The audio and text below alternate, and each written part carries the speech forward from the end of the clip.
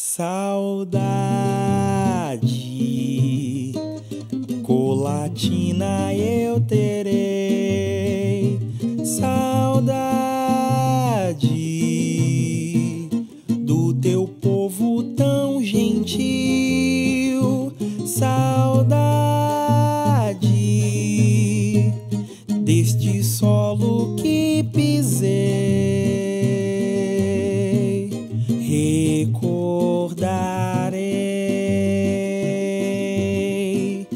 o teu céu cor de anil. Decola, moleque! Saudade, Colatina eu terei. Saudade do teu povo tão gentil. Saudade deste solo que pisei. Recordarei o teu céu cor de anil, teus bairros, sentinelas a velar, teus rios mansamente a deslizar, teus morros em oração. E eu sinto assim grande emoção.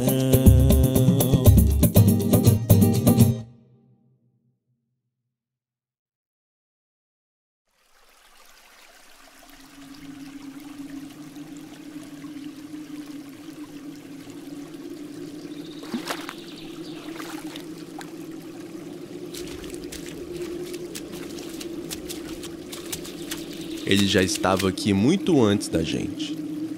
Abundante, fértil e amedrontador. Mas que nem sempre teve esse nome.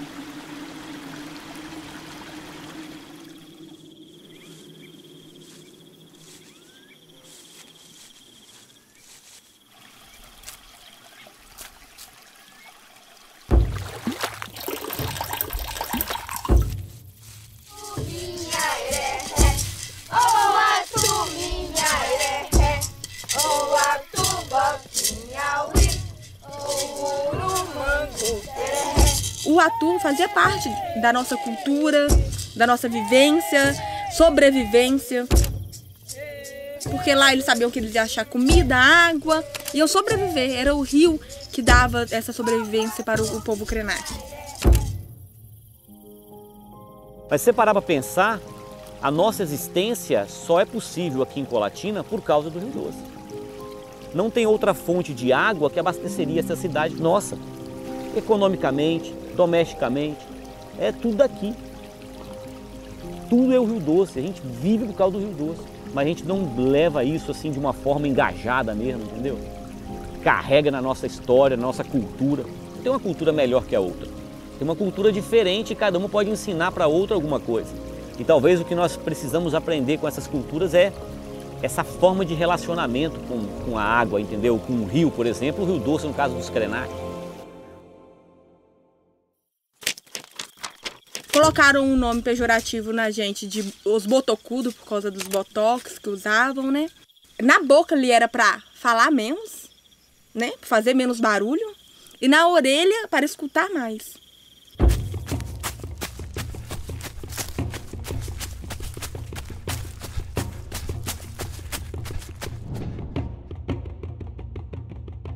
Eles aqui, quando viram a quantidade de pessoas que iam chegando, eles não tinham, perceberam que não tinham força para lutar contra eles, foram fugindo, né? Foi onde houve mais resistência. Falamos assim, não, se a gente andar mais, daqui a pouco a gente não tem mais espaço. Foi por isso até que o Vale do Rio Doce ele passou a ser ocupado mais rapidamente, né? Porque foi dada a permissão de extermínio dessa população indígena. A agressividade dos burum, né, do ratu, eram referente aos invasores. Em princípio, a gente tem essa visão distorcida, que o índio era violento e que o coitado do homem branco precisava reagir, né? Opa, o que é isso? Vai continuar entrando assim no meu território, matando todo mundo, exterminando? Não! É muito sangue que foi derramado de indígena. Quase conseguiram acabar com o povo Krenak. Quase. O Rio Doce foi o responsável pelo surgimento de várias povoações às suas margens. As colonizações feitas às margens de rios, elas são fadadas ao sucesso. E Colatina está inserido nesse contexto. Aí começaram a chamar de Senador Antônio Prado, esse núcleo de povoados. Que existia uma parte em Mutum, hoje Boapaba, uma parte na sede, que era o tal do Barracão de Santa Maria, aqui em Colatina Velha, e outra parte em Baunilha. As pessoas moravam nesses barracões de forma comum até distribuir as terras. Ali dentro do vazio, não tinha como, era como um armazém. E os imigrantes chegavam e ficavam ali. Tudo amontoado, aquela bagunça, né? Depois eles iam ser distribuídos. E no Barracão de Santa Maria começa um desenvolvimento maior. Gabriel Emílio da Costa era um engenheiro que deu o nome de Colatina à vila, que foi fundada no dia 9 de dezembro de 1899. É Colatina devido ao nome da esposa do governador Muniz Freire, era Dona Colatina. Era uma mulher muito culta, que participava de saraus, recitava belas poesias, cantava ópera.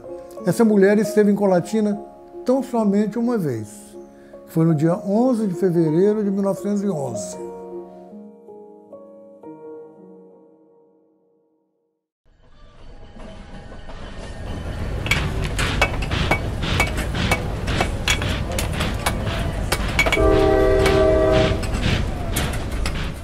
Porque o que realmente encaminhou o progresso de Colatina foi a estrada de ferro. Com a ferrovia, exatamente, é que Linhares vai começar a perder. Porque todo mundo só queria saber de Colatina, porque todos os produtos eram escoados para a capital por intermédio da estrada de ferro. Daí onde tem aquele canteirinho, o trem passava ali. Era aquela Maria Fumaça, né, que passava. Ali em frente, o Baneste por ali, era a estação. A ferrovia deu um salto. Colatina virou uma cidade praticamente. Virou um centro comercial aqui. As outras vilas vinham todas fazer compras, né? Princesinha do Norte, né? E aí, a família Calmon, como era uma família de políticos importantes, resolve trazer a sede do município para Colatina. Linhares era um município, Colatina sediava o município. Aqui estava a Câmara, aqui estava toda a documentação do município, toda a administração estava aqui. Você já imaginou Colatina como capital do Espírito Santo? E se eu te disser que isso aconteceu?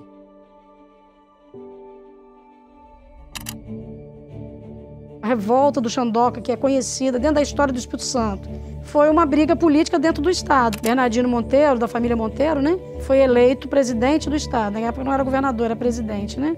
Aí o pessoal da oposição, que era o Pinheiro Júnior e o famoso coronel Xandoca, não se contentaram com o resultado e decidiram criar um governo separado e instalaram em Colatina, então, a sede do governo.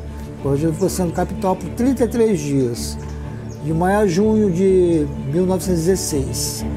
Que município brasileiro, que vila brasileira conseguiu esse intento? Nenhuma.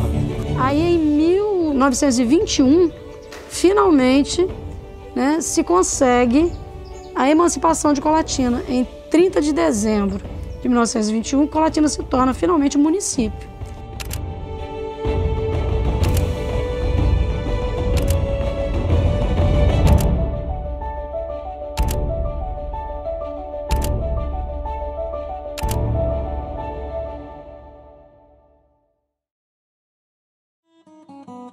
A agricultura para Colatina,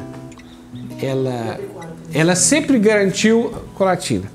Desde a colonização de Colatina até hoje, a agricultura está sempre aqui presente. Haviam dois momentos bons, né, na área rural.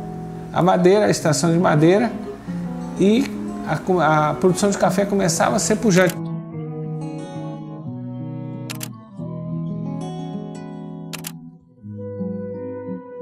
A primeira grande indústria de chocolatina foi a Serraria Barbados. Ela chegou a ser uma das maiores do Brasil. Ela funcionou 8 décadas. E havia outras serrarias de menor porte, né? Eu mesmo conheci muitas serrarias aqui ainda quando eu era menino. Os pátios ali ao redor, você só via toras de madeira, né? Que dali eram colocadas nos vagões da Vale do Rio Doce para trazer para o Porto de Vitória para exportar.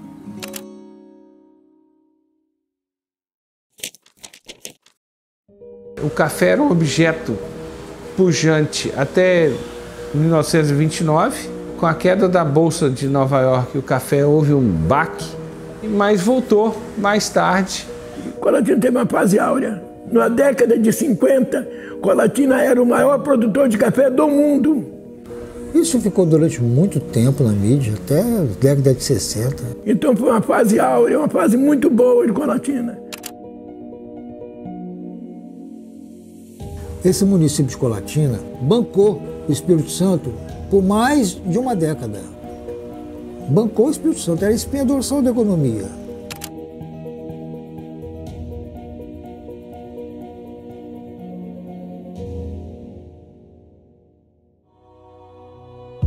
O núcleo mais importante de Colatina era Itapina. Itapina foi maior que Colatina. O auge de Itapina quanto ao café, ela começa com a estrada de ferro. Itapina era o grande comércio de café da região, era feito em Itapina. Lá eles tinham banco, e tinham 2 postos de gasolina, agências de comércio de carro. As pessoas iam para Itapina porque Colatina não tinha o porte, não tinha as hospedarias no porte que tinha Itapina.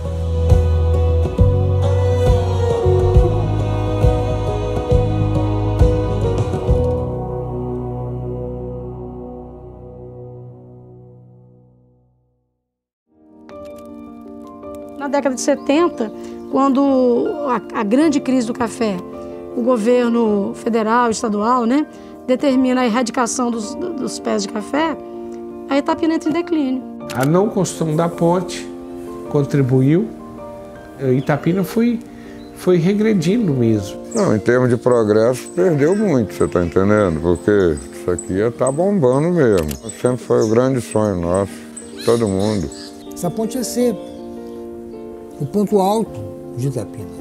O meu sonho era terminar aquela ponte com arco de metal para pelo menos o povo passar ali. Porque aqueles casarões antigos ali de Itapina iriam servir de base turística. A pessoa pararia o carro do lado de lá, passaria ali na ponte a pé ou de bicicleta, né? E iria fazer Itapina renascer através de restaurantes, de boate, de tudo, né? Era uma coisa que eu, infelizmente, não deu tempo de eu fazer, né?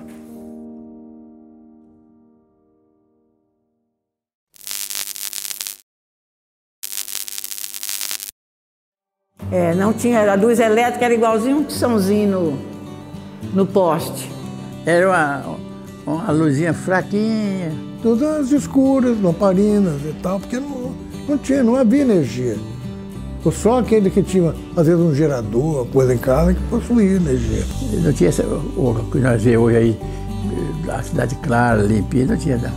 Mas, em 1926, o futuro prefeito de Colatina, Henrique Nunes Coutinho, explorou umas quedas d'água aqui em Mutum e fez a empresa Santa Maria, que foi se desenvolvendo com o andar dos tempos. Aí sim, aí a energia passou a ser uma energia oficial, pagava-se energia particularmente à empresa. Depois disso aí não houve mais problema.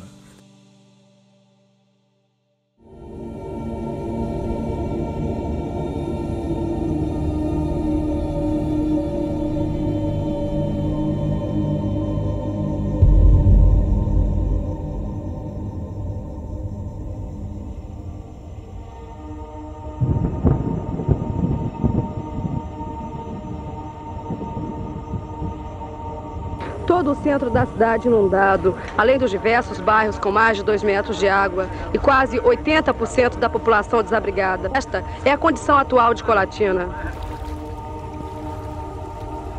Nós tivemos várias enchentes entre 46 a 60. Agora, a de 79 talvez tenha sido a maior, porque o rio estava mais obstruído e tinha mais assoreamento. O Rio Doce tinha inundado a cidade e até o primeiro andar do meu prédio estava todo tomado de água. A enchente de 79 começou a chover, rapaz. A água chegou aqui mais ou menos 1 metro de altura aqui dentro. Quando chegou lá no mercado, nós já estava água aqui, ó. Fomos até na rodoviária, na rodoviária já estava nadando.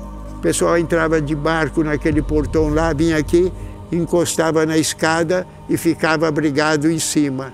Estava começando aquela igreja católica lá da Matriz. Estava começando.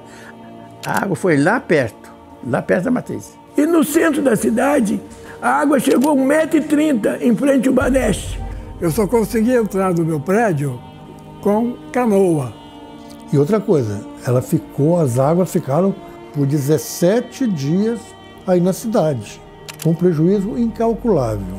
E para mim, foi a maior enchente de todos os tempos, que eu me entendo por gente em Colatina. O que mais me impressionou, quando eu vi aquelas toras de madeira, batia na ponte, dava um estrondo. Eu tive que sair, eu vim apressado, eu falei, a ponte vai desabar agora. A água passou quase que por cima da ponte, para você mostrar a estrutura da ponte. 2013, a água veio até aqui, na ponte do balcão, deu 99 centímetros na porta. Eu lembro que eu passei o Natal ilhado, né? As águas só foram baixar depois da virada do ano, né? Início ali de janeiro de 2014.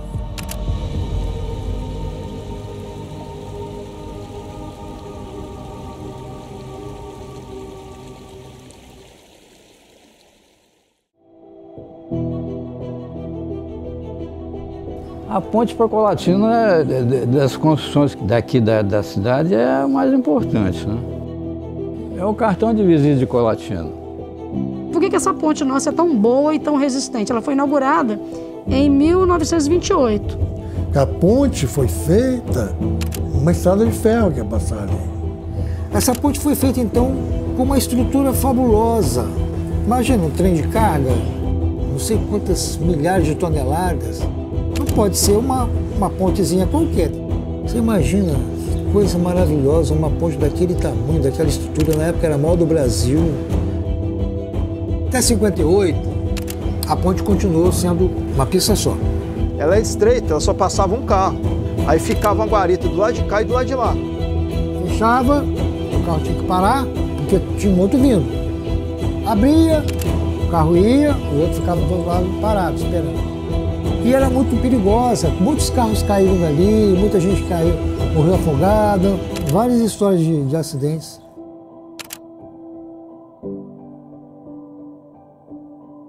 Muita gente de fora veio trabalhar nessa ponte, muito nordestino. Aí era um movimento de doido. A cidade virou uma confusão, os comércios começaram a crescer, aquela avenida de Getúlio Vargas já estava toda lotada. A nossa escola, a nossa essência na cidade é comércio, nós somos muito fortes nisso. Colatina sempre foi. Essa estrada de ferro passando e concentrou essa questão do comércio, do escambo aqui. Então eu ainda peguei a ponte, atravessei a ponte de madeira. E quando chegou do outro lado, era só florestas. A gente andava por caminhos. Uma casinha ali, outra colar, outra bem mais distante. O lado de lá, né? O lado norte do Rio Doce, ele era completamente abandonado. E promoveu o povoamento daquela área toda ali. Só tinha São Mateus e Construção da Barra ali em cima, de mais nada. São Silvano, quando começou lá da ponte e até no infinito. Aí depois virou alguns bairros, você teve delimitações. Aí tem os bairros todos em volta, né? Na circunscrição de São Silvano.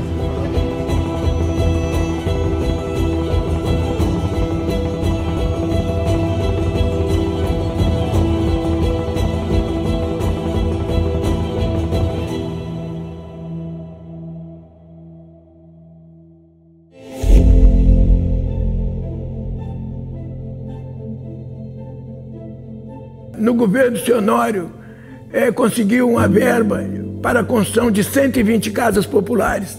Depois foram construídas mais outras 100 ou 120. Na minha época era chão puro, entendeu? Maioria matagal.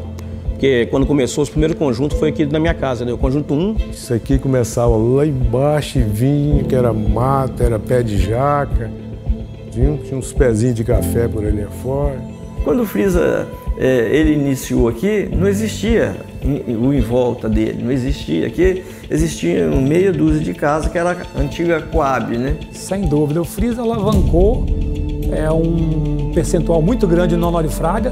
Montaram a empresa e iniciou em 68 a construção. O primeiro abate foi em 71, 74 a primeira exportação e aí foi evoluindo. Eu entrei com 17 anos. Eu entrei na construção, né? Isso aqui para mim o Frisa para mim é a minha casa. Então o bairro cresceu, ele cresceu em volta da empresa, né? E aí agora a empresa ficou cercada, como ocorre em outros centros também.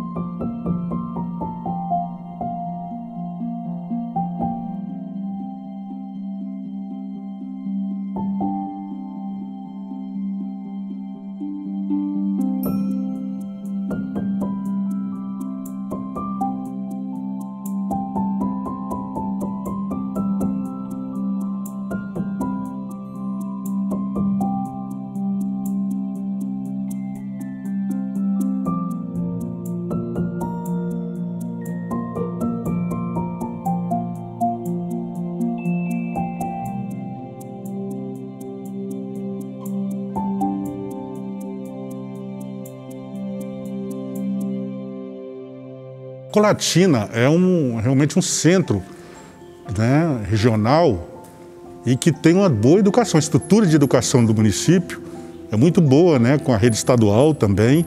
Então nós temos boas escolas aqui.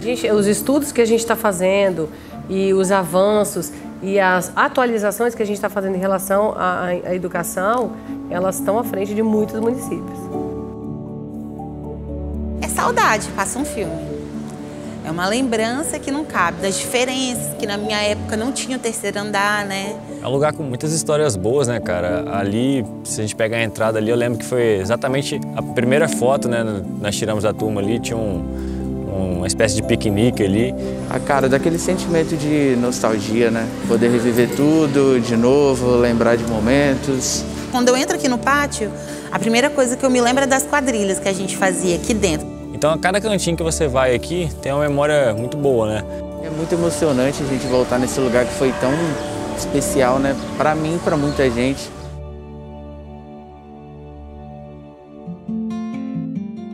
As coisas que marcaram a vida da gente, a grande maioria aconteceram na escola. Sabe, os grandes amigos a gente fez na escola.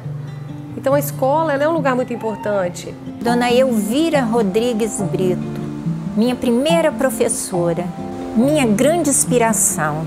Eu tive uma professora aqui, do terceira série, Josite.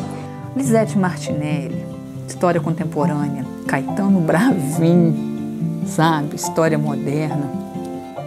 Elete de história antiga. Meu Deus, Regina Auric. Professor Onei. 7, 8, 9 anos, tudo que eu aprendia na escola, eu ensinava para os meninos mais novos do que ele no meio da rua. Quer dizer, então, o sangue do magistério já corria nas minhas veias. Entendeu? E aí você vai se envolvendo, você passa num concurso, entra sem saber nada, totalmente vazia. E aí você vai fazendo escolhas. Sabe, eu quero ser só mais uma? Não, eu quero ser a professora. professor começa assim, né? Achando que vai mudar o mundo. E a gente muda realmente, né? Não é o mundo que a gente tinha na cabeça, né? O mundo que a gente muda são mundos, né? Na verdade, a gente muda mundos. E é isso que emociona a gente. Vale mais do que a gente ganha no mês. Deixa eu parar para pensar. Um sorriso de uma criança, que é um sorriso verdadeiro. Quando eu saio à rua, Mongá, vai para cá, Mongá, vai para lá. E se for um antigo escoteiro, não diz bom dia, boa tarde, não. Mongava, sempre alerta. O bacana é você, depois de anos, ainda ser lembrado, entendeu? Ei, professor! Gente, eu sinto a maior emoção. Eu fui a um médico recentemente que ele falou assim, peraí, você é a tia Zenaide, a minha professora? Eu falei, sim, sou eu mesma. O que mais me encanta é isso, é esse poder que a gente tem.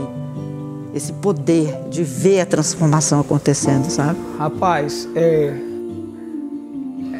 o sorriso, né? De uma criança, é você ser conhecido pelo tio Davin, né? É o olhar da criança. Quando você entra na sala de aula e brinca, conversa, os olhinhos se abrem, né? Então, você percebe a possibilidade de ver crianças, né, que pouco a pouco vão se abrindo e vão tendo um sonho diferente.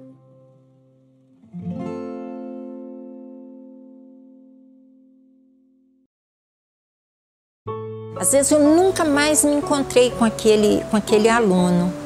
E o olhar dele, é pelo olhar que eu o reconheço.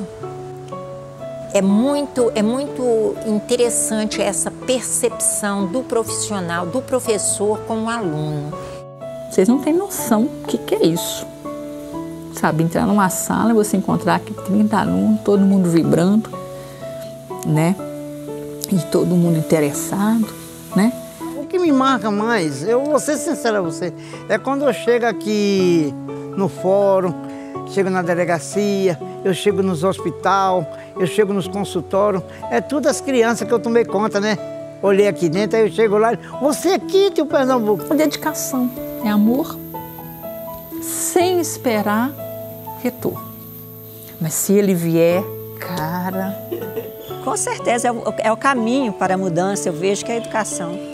Por isso que eu não desisti da educação. Por isso que eu insisto em estar na educação. E por isso que eu retornei. O que me move é o acreditar. O acreditar na criança, acreditar no futuro melhor, acreditar num amanhã melhor para essas crianças de hoje. Gosto sempre de lembrar Paulo Freire.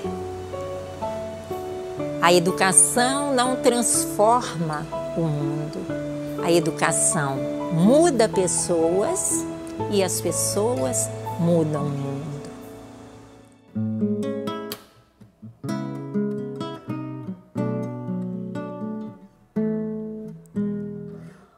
Ontem um menino que brincava me falou que hoje é a semente da manhã. Para não ter medo que esse tempo vai passar. Não se desespere não e nem pare de sonhar. Nunca se entregue, nasça sempre com a manhã. Deixa a luz do sol brilhar no céu do teu olhar. Fé na vida, fé no homem, fé no que virá. Nós podemos tudo, nós podemos mais. Vamos lá fazer o que será. Fé na vida, fé no homem, fé no amanhã.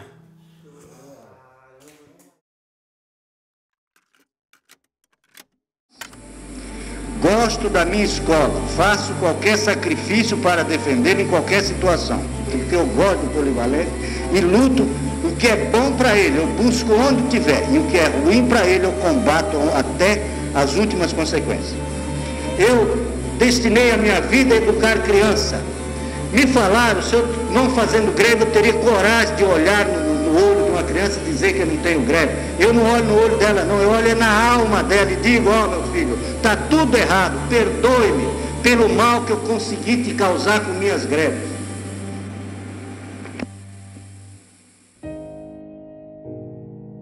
Não, Caetano Bravin não existiu. Pô, Caetano Bravin foi um amigo, né? Além de um excelente profissional, foi um grande amigo, Caetano Bravin. Pessoa fantástica, né? É uma das grandes figuras, né, da educação do município, o professor Caetano. É um cara que ele viveu o polivalente, entendeu? O polivalente passou a ser a casa dele. E ele levava junto a esposa, e ele levava junto os filhos. Porque ele amava isso. Ele falava, ele era conosco em casa, ele era claro. Eu amo ser professor, eu amo o que eu faço. Amo uma escola como Honório Fraga, que foi onde eu comecei a lecionar. Eu amo Honório Fraga. Amo o Conde de Linhares, que foi a escola onde eu passei toda a minha vida estudantil. O Aristide Freire, onde eu estudei no início 2 anos, com muito orgulho e com muita satisfação. Gosto do Rubem Rangel, por onde eu também dei aula por algum tempo. Eu não tenho nada contra ninguém, eu não tenho nada contra qualquer professor, eu não tenho nada contra qualquer diretor. Eu só exijo que me respeitem, porque eu gosto da minha escola. Faço qualquer sacrifício para defendê-la em qualquer situação.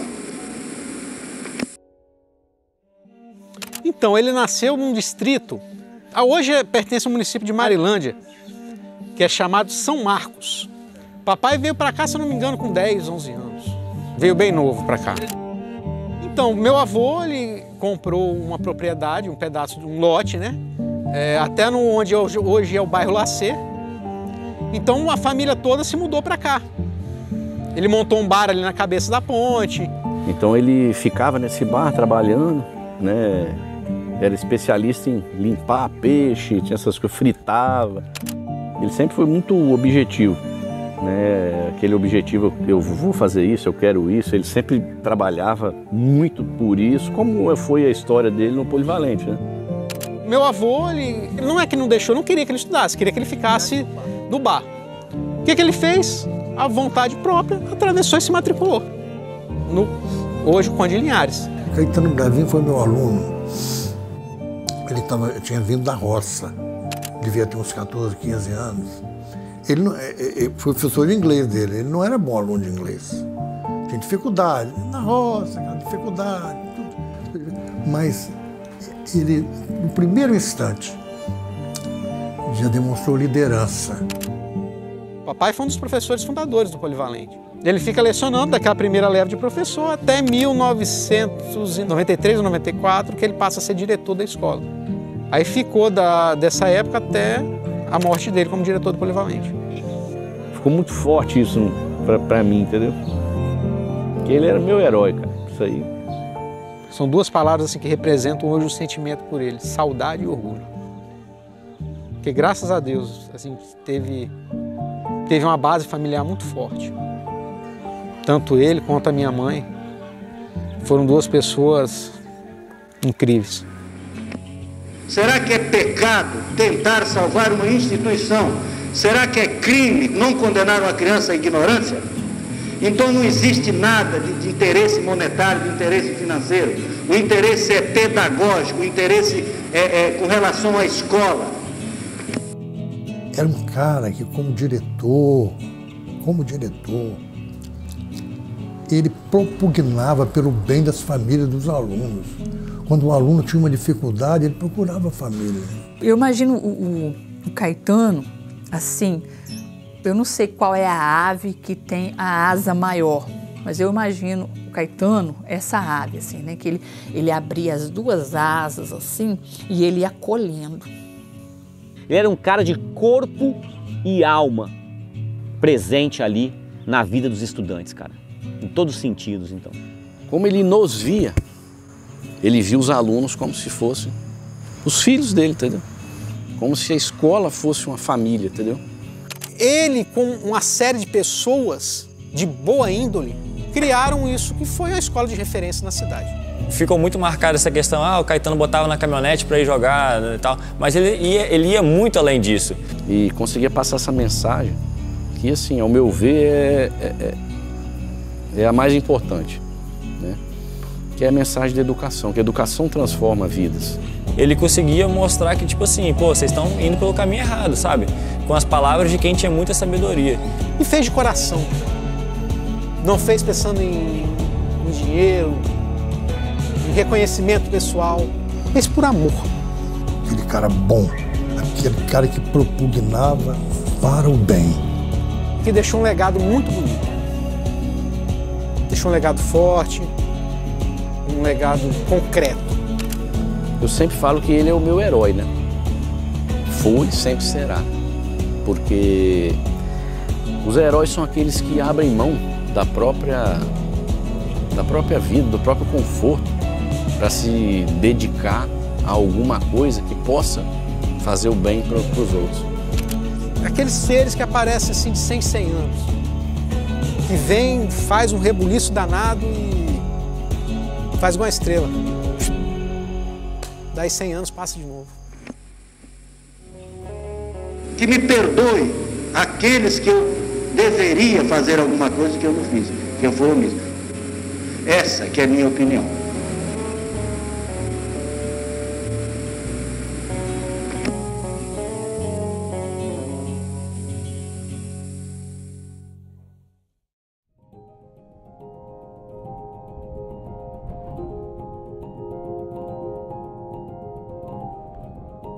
O Rio Doce, em priscas eras, era navegável, né?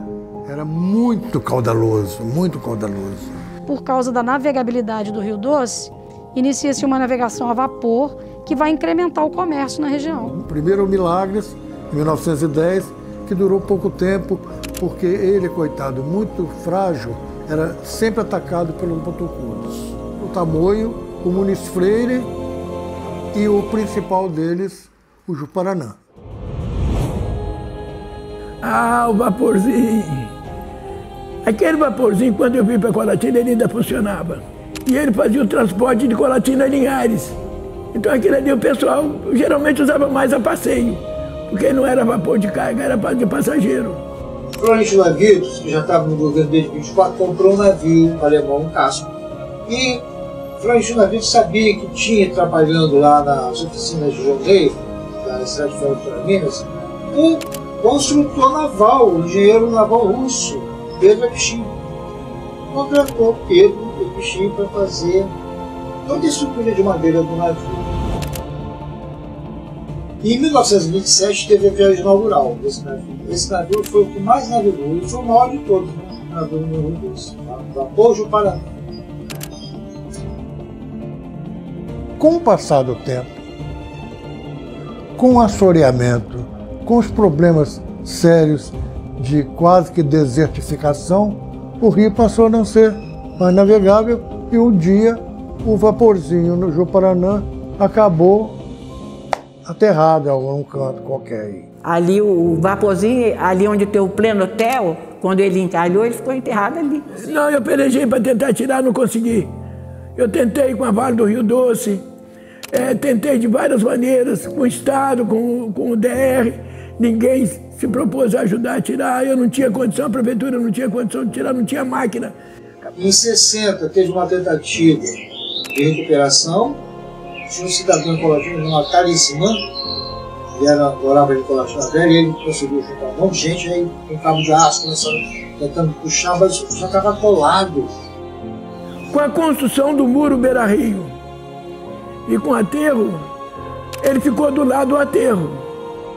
E o Paulo Dadalto, que acompanhava o aterro, que era meu secretário de transporte, virou para mim e falou: o que é que eu faço? É terra. Pegamos, aterramos o vapor. Está lá enterrado, ali para baixo da rodoviária, 50 metros.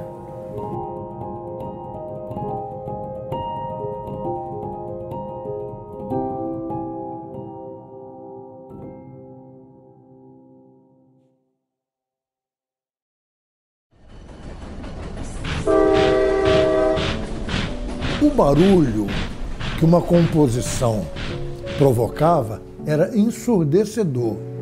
Ninguém aguentava. Era uma loucura passar aquele minério sujando toda a cidade. Barulho, poeira, minério. Além do mais, muitas máquinas daquelas, com vagões carregados de minério, resolvia parar aqui e fazer manobras aqui no centro da cidade. Ficava uns 10 minutos que o trem tinha que passar devagar. E parava, a cidade parava. Quem se arriscava a passar por baixo do trem parado, vários perderam a vida por causa disso. Tinha uma passagem de trem lá descido da igreja. Quando você desce da catedral, onde tem uma passagem, ali tinha uma passagem de trem. Quantas vezes o trem já pegou carro ali, já pegou caminhão de boi? E os bois, as vacas, saíram correndo, entrando nas lojas e tal. Deus nos acuda. A solução foi clamar pela retirada dos trilhos, o que aconteceu no dia 24 de outubro de 1975, no governo do prefeito Paulo Stefanoni.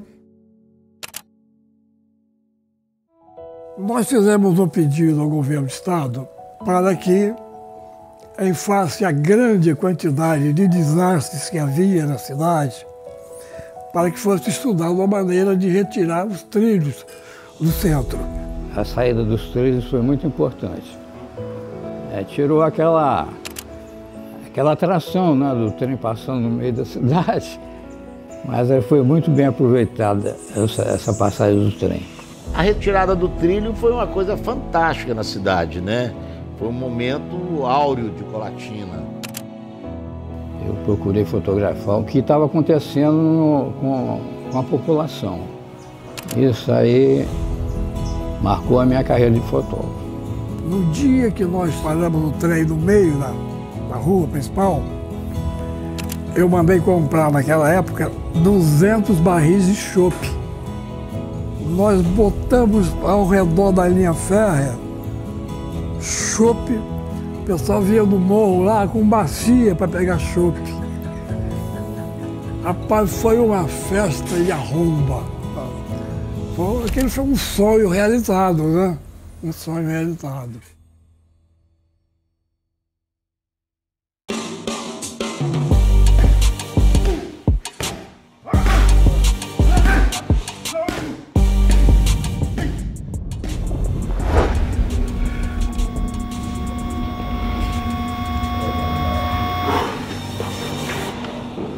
Aqui é o Renan Champu, lutador profissional de MMA.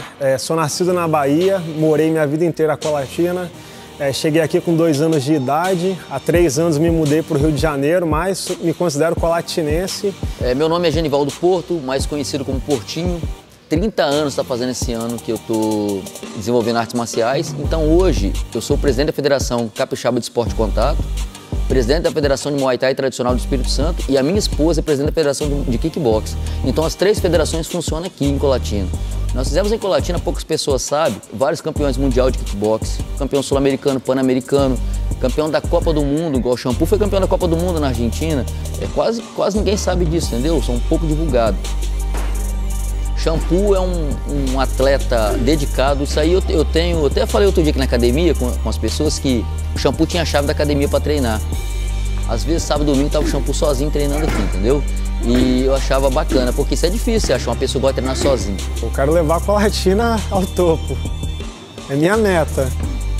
Eu nasci na Bahia, mas eu me considero colatinense. E o nome que eu quero que apareça no UFC quando eu entrar lá é Colatina.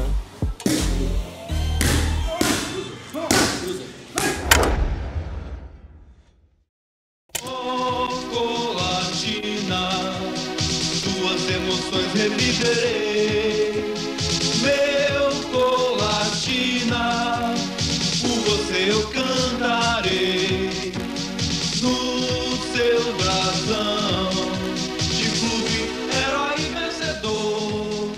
Nós tínhamos campeonatos aqui, nós tivemos 63, 65, por exemplo, nós tínhamos 3 equipes de Colatina no campeonato estadual. Em termos de público, eu acho que era o estádio que mais dava público, dava renda, dava... Colatina, na década de 60 para hoje, a população era muito menor, né? E esse estádio vivia cheio. Foi uma época em que o jogador de futebol ele era muito valorizado e aqui em Colatina o pessoal adorava o esporte. 2 horas antes do jogo, o estádio já estava com 2, 3 mil pessoas. Eu tô falando para você, 2, 3 mil pessoas, com 2 horas de começar o profissional. Dia de quarta-feira, os motoristas de táxi não trabalhavam, eles vinham para cá para assistir. Quarta e sexta era o dia dos coletivos. Do lado de lá de São Silvano, tinha o Real Madrid da Aparecida, tinha o São Silvano, que era um timaço, tinha o Internacional do Posto lá. Aí pega do lado de cá, tinha o Fortaleza, o Operário, São Vicente, Industrial de Barbados. E Colatina sempre teve um celeiro de clubes no passado, inclusive o próprio Colatina, que chegou a jogar, disputar campeonato brasileiro, campeonato nacional, né, falava, e chegou a empatar com o Corinthians. Todo jogo que tinha no estádio, lotava, porque era só jogo bom, só jogos bons. Era 2 jogos, mas 2 jogos bons de assistir. Fazia uma equipe, e essa equipe o pessoal se apaixonava, tinha torcida organizada, o pessoal rapaz, tinha torcida organizada para time de menino. Dia de segunda-feira, 8 horas da noite no estádio 4 mil pessoas, cara. Comprava ingresso às vezes na banca do Briel antecipado pra apoiar, e a galera, rapaz, chega a arrepiar. Por quê? Porque a gente se identificava muito com o time da casa. A gente realmente esperava os finais de semana, o meio de semana, para assistir os jogos do Colatina. Rapaz, o colatinense, ele é apaixonado por futebol. O colatinense adora futebol, mas ele adora um time bom. Teve uma época que eu torcia para o Colatina. Meu time era o Colatina.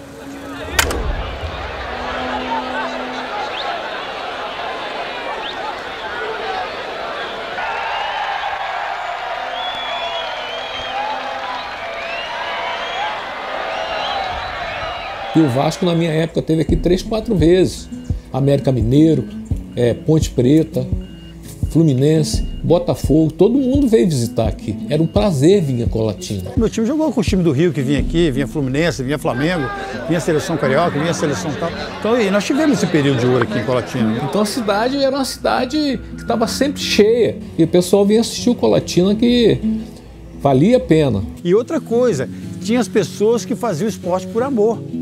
Se dedicava, fazia mesmo. São pessoas que você vê que fizeram esporte em Colatina e que não ganharam dinheiro com futebol, com esporte.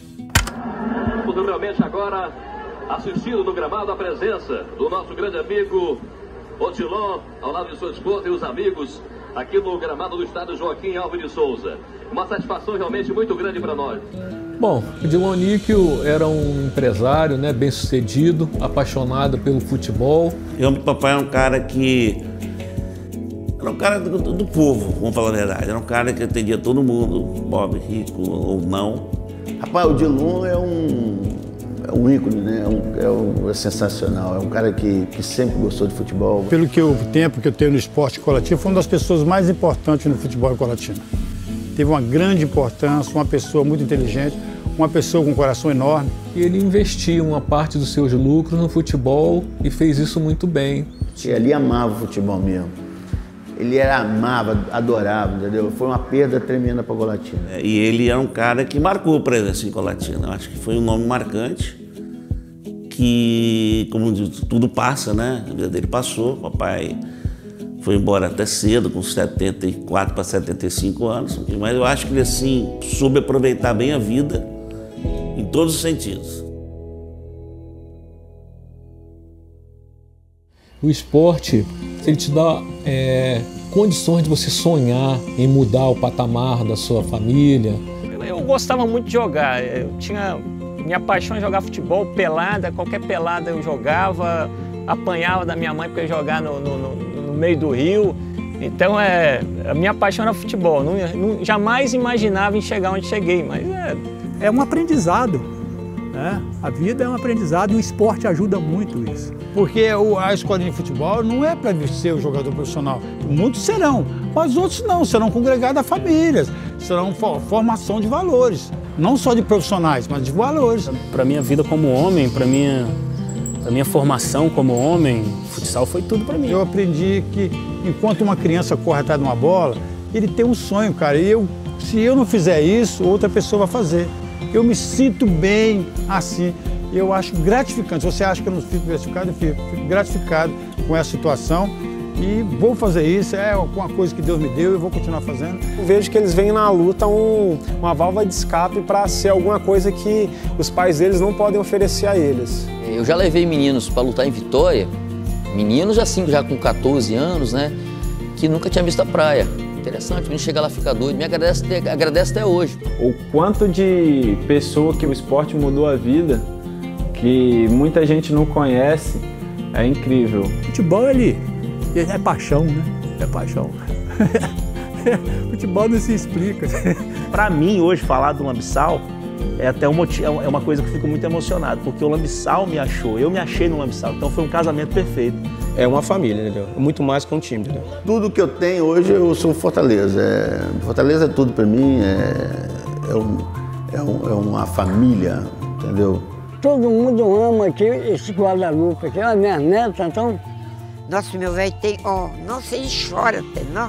A paixão dele é esse campo aí, ó. Guadalupe é o time que vai ficar na história minha.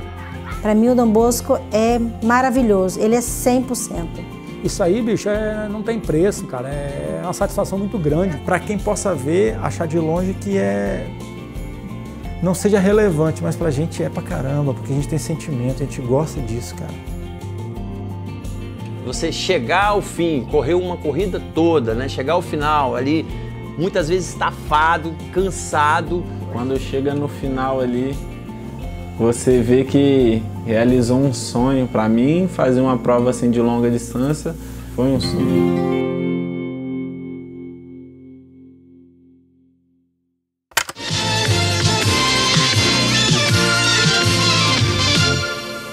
Boa tarde. O Colatina é campeão. Foi um jogo nervoso e de muitas paralisações. Teve gols anulados, um pênalti perdido e expulsão. O empate de 1-1 deu ao Colatina o título desse ano. Confira agora os melhores momentos de Colatina e Guarapari. A narração é de Vanderlei Alpuim. Olha a falta perigosa em favor do Colatina. Cobrando o Wallace, botou para o funil. Carlos Mantenópolis. Arildo bateu. Gol do Colatina. É o primeiro do jogo. Aos 31 minutos no primeiro tempo. 90, eu acompanhei o time que foi campeão em 90, né? Foi lá em Guarapari, mas tivemos vários jogos aqui, né? O cenário nacional Colatina tem nome, pô. Disputou brasileiro, disputou Copa Brasil, né? Estádio tomado, né? E era um jogo importante pra gente chegar à final. E a gente foi bem. Depois fomos para Guarapari, né? Em Guarapari a gente acompanhou pelo radinho. Quem viveu aquela época do título foi muito bonito, muita gente no estádio lotado e a torcida foi realmente o momento, acho que, mais gratificante para mim. O seu brasão de clube, herói vencedor, gigante de cores azul e branco, pode crer que por você nós torceremos por amor.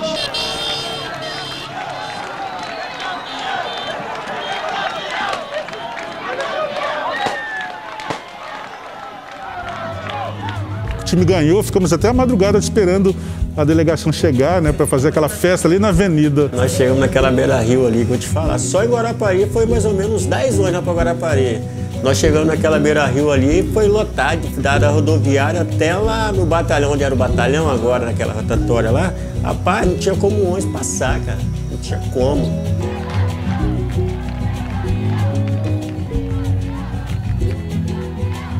Teve até uma história que eu era meio moleque nessa época, né? Tinha uns caras estrela e eu meio moleque no meio. E fui soltar um foguete, rapaz. Soltei o foguete ao contrário. Em cima do ônibus, fui soltar o de cima, estourou. Quase que eu apanhei ainda os caras.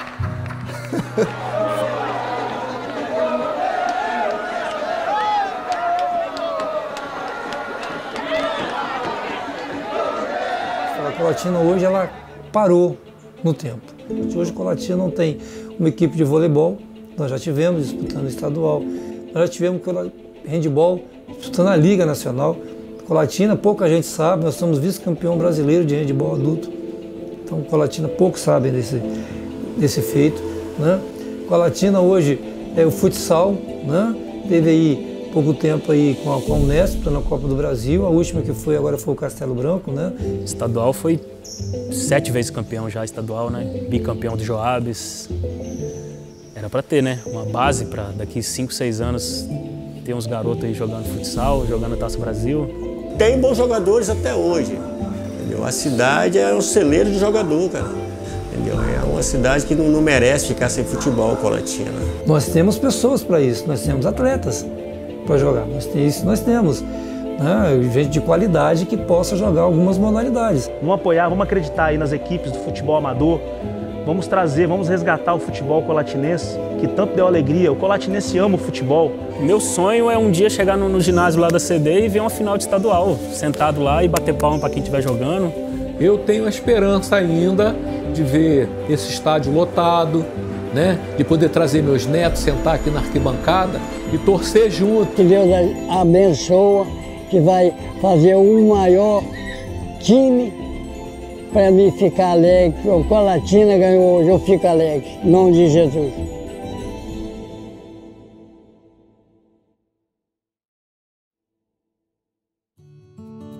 É um monumento para nós, quem é colatinense mesmo, vê que é um marco importante para Colatina, o Cristo Redentor.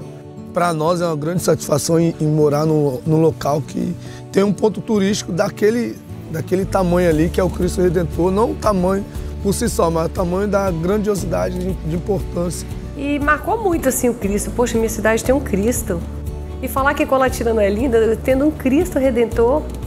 No alto do morro, abençoando nossa cidade.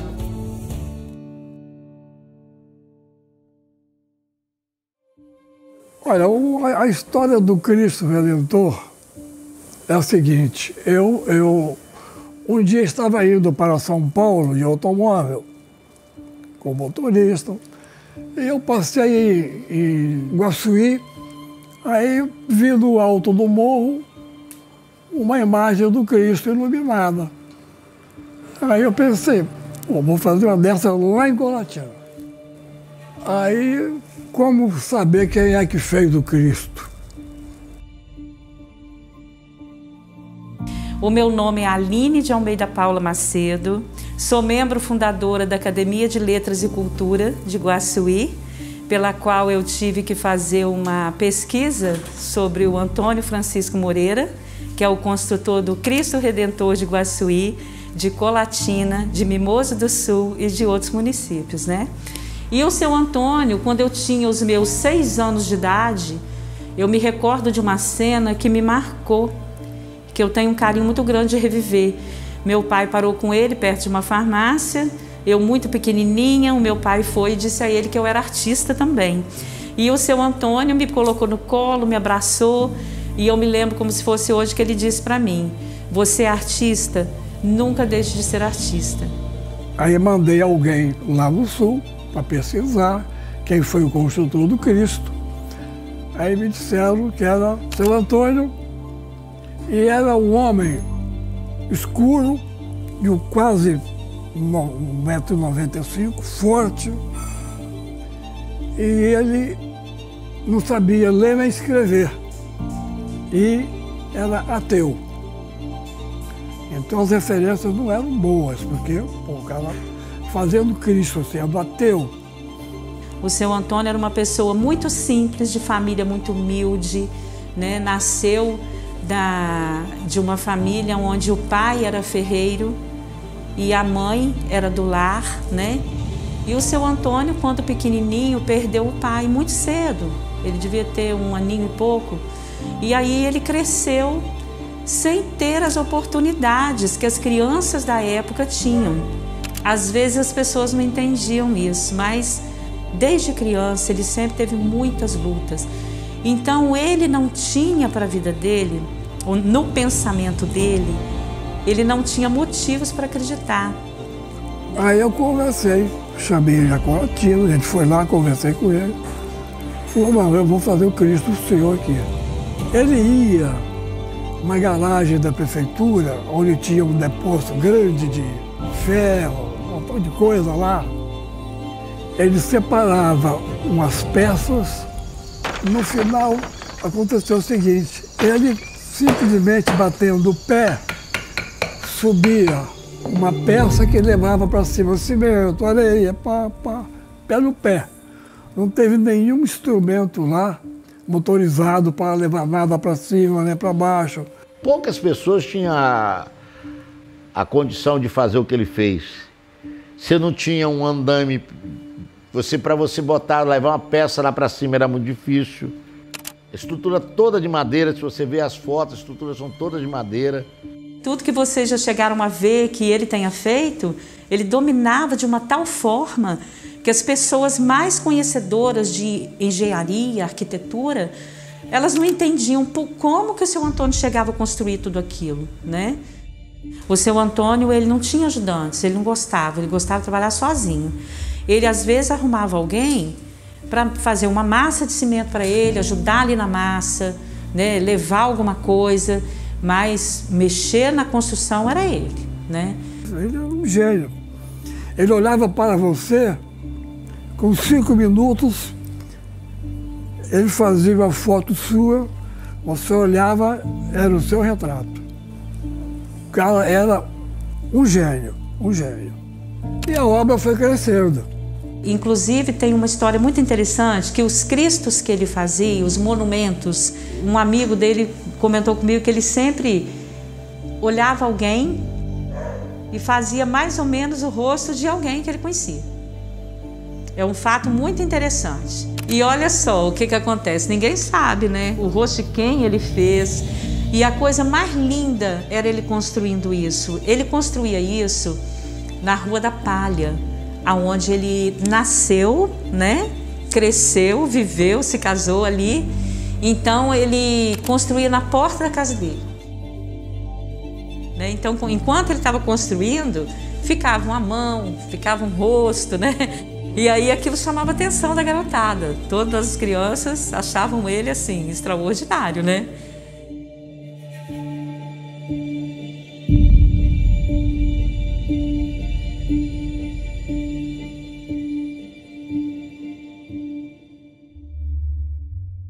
Os meus adversários políticos convenceram o seu Antônio com dinheiro para ele ir embora.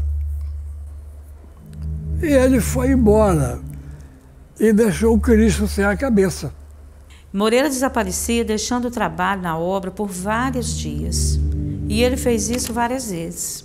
Às vezes até mesmo ele deixava um mês. Ele sumiu um mês. Esse era o seu Antônio, gente. Aí eu consegui, depois de uns 3 ou 4 meses, consegui trazê-lo de volta. Ele quis um novo reajuste de 30 mil. Né? Ele já morava lá no Hotel Júpiter. Aí ele moldou a cabeça do Cristo e finalmente colocou a cabeça do Cristo no lugar. Aí mais uns dias ele voltou e disse: "Ó, doutor Paulo, a cabeça do Cristo não está numa posição que devia estar. Eu vou retirá-la para fazer uma outra cabeça." Aí eu falei: "Não, senhor. O senhor não vai retirar, não, senhor." Aí ele falou o seguinte: "Olha, prefeito, eu vou dinamitar o seu Cristo." Ficou uma coisa assim muito difícil, porque ficou a fala de um, a fala do outro, mas o seu Antônio não tinha essa intenção. Isso aí foi na hora da explosão, ele queria receber o que foi tratado, e aí como não chegou até a ele foi revoltado, ficou muito revoltado, falou: "Então vou destruir isso aí", né? Aí eu fiquei preocupado, telefonei para o Auric, Coronel Auric, que era o meu delegado de polícia, na época. Falei: "Doutor, coronel, aconteceu isso, isso, isso", e o homem disse que vai lá dinamitar o Cristo. Foi um mal entendido, é o que a gente chega à conclusão. Por quê? Ele, por sua vez, soltou o que ele estava sentindo. O prefeito, por sua vez, quis defender a cidade, defender aquilo ali, não podia deixar. E ele foi embora, nunca mais voltou, graças a Deus, e o Cristo está lá até hoje de pé.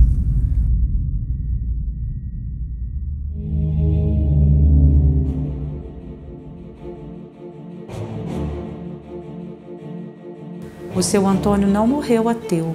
Antes dele falecer, uma filha dele, chegando próximo a ele, no quarto, conversou com ele, né? Ela era evangélica, né? E aí perguntou a ele se ele gostaria de uma oração. E ali o seu Antônio recebeu uma oração e ali ele se converteu a Jesus. E que ao olhar o monumento do Cristo Redentor de Colatina, vocês saibam que ali existe muita força, muita vida, muita honestidade e muita arte. Não foi uma pessoa qualquer que o construiu, mas foi uma pessoa de extremo valor, não só para a comunidade de Iguaçuí, que vocês possam guardar com muito amor toda essa história que está sendo contada, porque ele merece.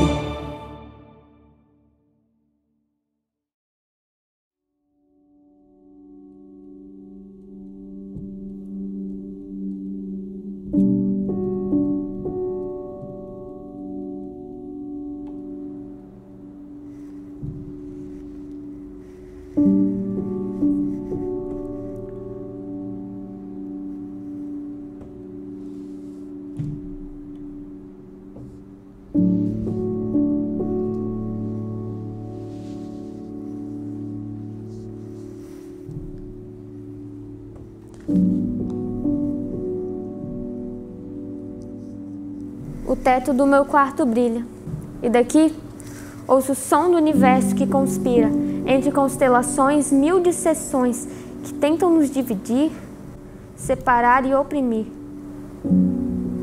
É o espetáculo do abandono apresentado ao Léo.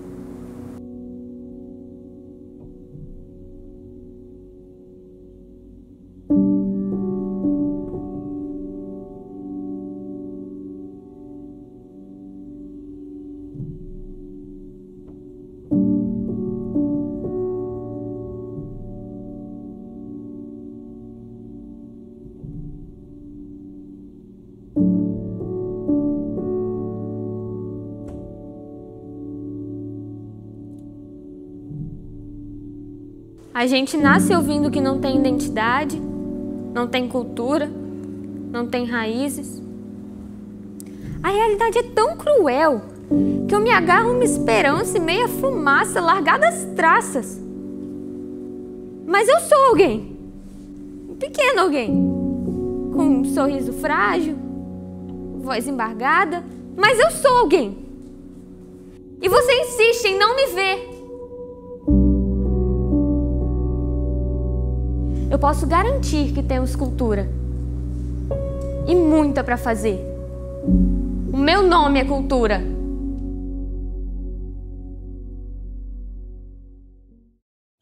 A companhia ela teve início em 2013. Ao longo de uma oficina, né, eu tive o primeiro contato com uma companhia de teatro que também foi residente aqui da cidade. Aí, a partir daí, deu a primeira iniciativa de montar a companhia de teatro Artimanha. O Artimanha, ele soma demais, né? Ele leva o nome de Colatina, inclusive, né? São muitos festivais fora daqui. E que a gente faz mais trabalho fora da cidade do que dentro do próprio município. Porque, querendo ou não, a gente essa parte cultural é muito desvalorizada. As pessoas não conseguem enxergar a arte como algo necessário. E é necessário, porque a arte é cultura. E é uma forma de levar o nome, né? De mostrar que Colatina tem cultura, sim.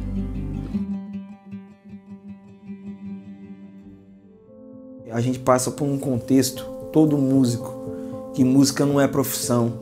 Isso a gente sofre demais. O que você é na sua vida? Eu sou músico. As pessoas já te olham com um olhar diferente demais. Então isso é cultura. Isso é uma forma de cultura. E isso foi se perdendo com o tempo. Então, a cultura aqui em Colatina, ela é muito fraca no sentido assim, da falta de valorização da diversidade. Eu vejo N pessoas aqui com um potencial imenso em várias áreas. Quem é lembrado? Quem é citado? Quem lembra? Quem cita? É o que a gente fala, né? Às vezes a gente não é reconhecido no próprio lugar, né? E falta, né, esse reconhecimento das pessoas em participar, em fazer, em querer saber. Eu acho que isso é muito importante.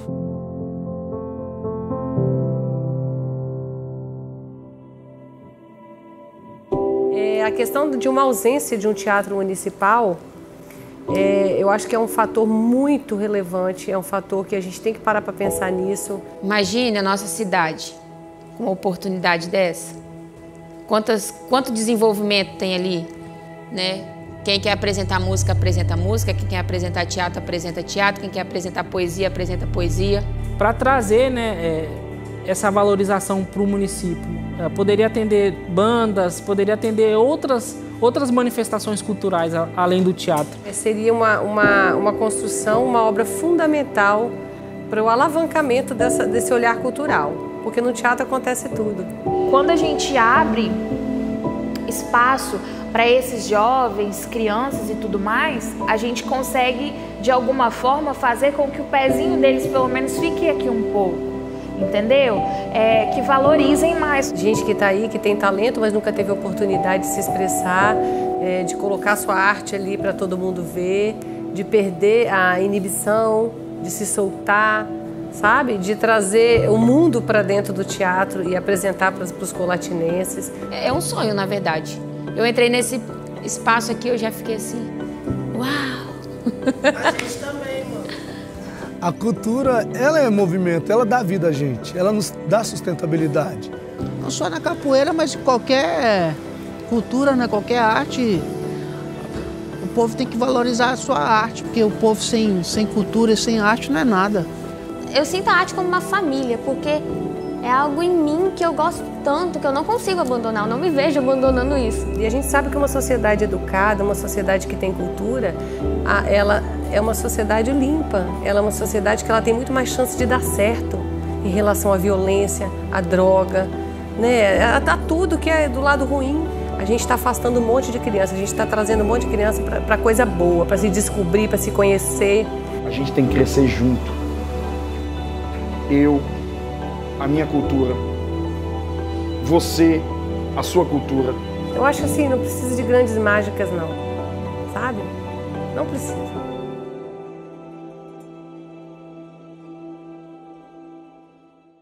Olha, eu acho que Colatina é uma cidade que nós somos privilegiados por morar aqui, por fazer parte dela.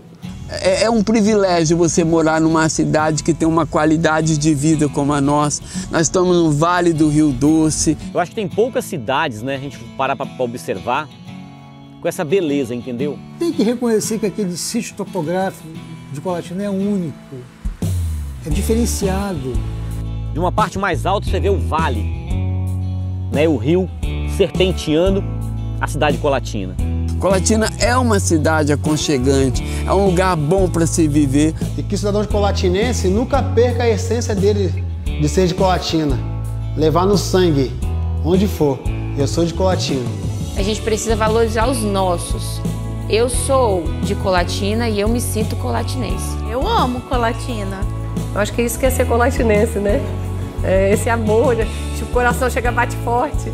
E essa é a Colatina que eu conheço. E que com certeza todo colatinense conhece. Nós temos muitas coisas boas em Colatina, muita. Em todas as áreas. Eu vejo professores muito bons, eu vejo músicos muito bons, artistas, eu vejo a cultura de Colatina um troço absurdo. Valoriza mais o teatro, valoriza mais a educação, valoriza o que tem. Valorize o que é nosso, porque se esse valor não vier de dentro, de fora que não vem. Parabéns para Colatina, que Deus abençoe. Parabéns a Colatina pelos 100 anos. Que Deus abençoe essa cidade. Parabéns, Colatina. Não desmerecer município nenhum do Espírito Santo, mas a minha Colatina, a nossa Colatina, que um dia foi princesa do Norte, hoje é princesa do Noroeste, vai sempre morar no meu coração e no coração de todos nós.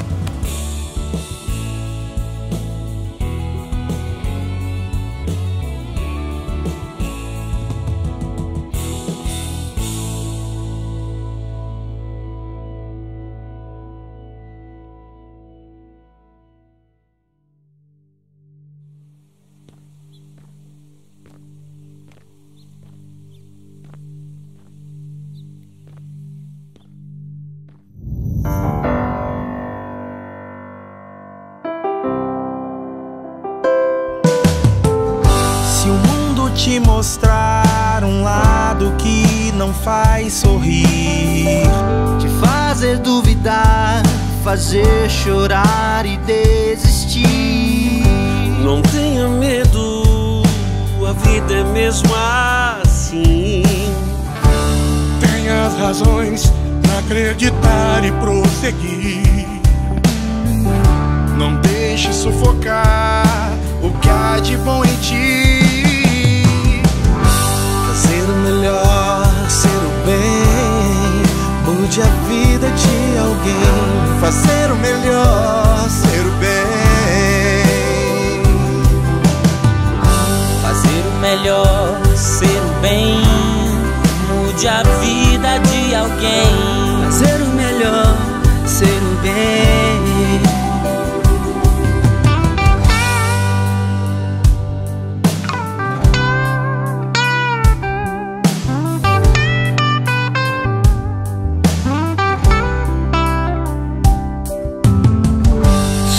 Seu coração já existir a paz.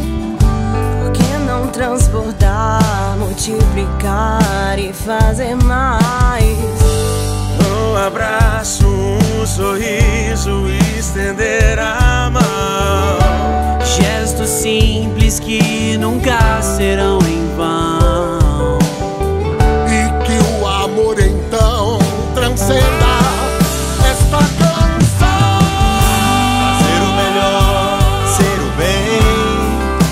A vida de alguém. Fazer o melhor, ser o bem. Ser o melhor, ser o bem, mude a vida de alguém. Fazer o melhor e ser do bem.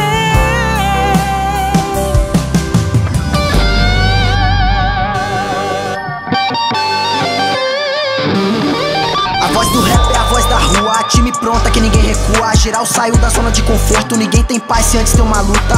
Nós não somos marginais não, tu enxerga o que tu quer ver.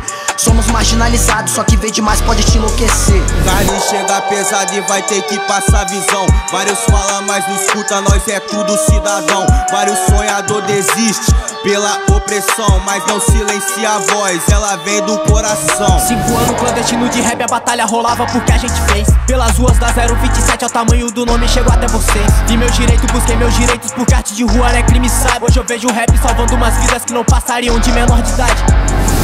Obrigado por essa abertura, obrigado por salvar a cultura. O rap salvou tanta gente que é tão importante quanto a viatura. A gente trabalha muito pra não ficar no quase, mesmo não tendo oportunidade. Os jovens só pedem que olhem pra nós, por favor não nos deixem à margem.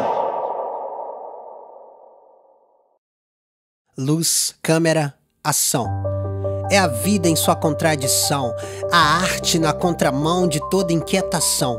E o coração se afoga nesse mar raso de incertezas, onde tentamos enxergar além do véu uma vida com clareza. E talvez essa seja a nossa maior destreza, camuflar em um sorriso a doce porção de tristeza.